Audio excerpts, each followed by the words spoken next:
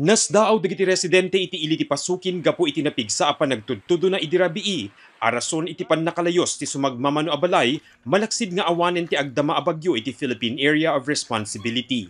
Immabot iti babaen ti tumeng ti kaadalem na ti danom asimbrek iti solar ti pamilya Salmon iti poblasyon 2. Uray iti uneg ti pagtaenganda, nairaman a nabasa.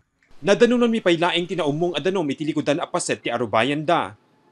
Kami kamagtakan no kasta nga kapigsat todo sir. Umay deta kwa deta danom ito sir. Nangatulat tanong kasi.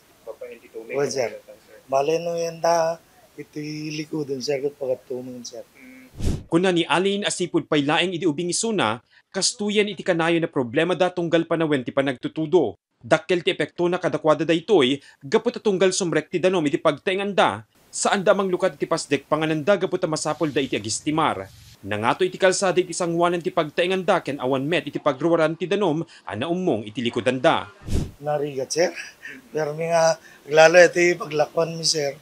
Nagsarado kami kasi masapulag dalos kampelang nung tapno na pamunti iti customer nga umay. Dati ikan dati kanal na nga mapanyan di kanal diti yang tiruwar sir.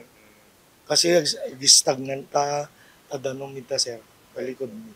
Makita met paylaeng iti pader ti pagtaengan de Erwin iti marka iti danom. Arid na nagbalin nga isla daytoy idirabii, gapot ako nana, danom laengen iti makita na iti aglawlaw da. Nangato tayo, danon na tayo grabe sir.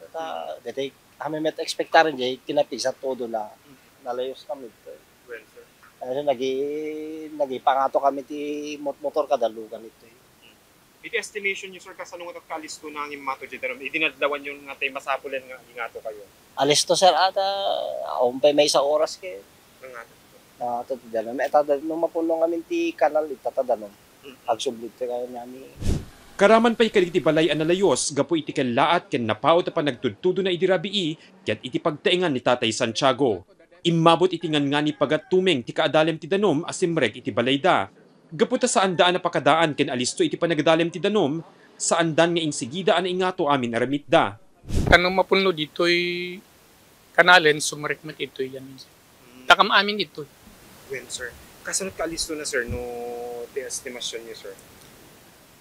Tamay siya nga oras nga daritso nga todo, sir, talaga nga danumin. Hindi ko, sir, naingato tayo, dagitigam gamit tayo, no... Naingato mi amin, sir. Naingato yung ng amin, sir. Ngayon kami penalpas, adda nga talaga. Kas ni Alin ken Erwin, nabayagi na kasto iti tinawen na problema ni Tatay Santiago, ken nairwampay ket din iti kasto a sitwasyon na. Mangnamnama ang masolusyonan daytoy.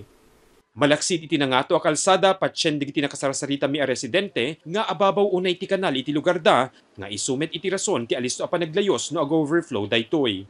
Kabayatan nan nadadael ti riprap iti maysa a pagtaengan iti barangay Sulungan iti metlaeng ili ti pasukin. Makita digiti batbato a nagreggaay. Iti met barangay Karuan, ngimmato ti lebel ti danom ti waig ken nagbalin an apres daytoy. Madanagan digiti residente gaputa basit laingen umaboten ti pagtaengan dati danom. Napasamak digiti duwa nga insidente bayat metlaeng iti napigsa pa nagtudtudo na idirabii. Padpadasen pay laeng ti news team nga alaen ti komento ti gobyerno lokal pakaseknan digiti agdama problema. Imun unamet ten nga inbatad ti pag-asa amarik na pay laeng iti epekto ni Bagyo Emong ken Crosa. Nupay awan dagito iti par, guyguyuden da iti habagat arason amang itonda iti panagtudtudo na. Mark Magdirila, Balitang Solid North.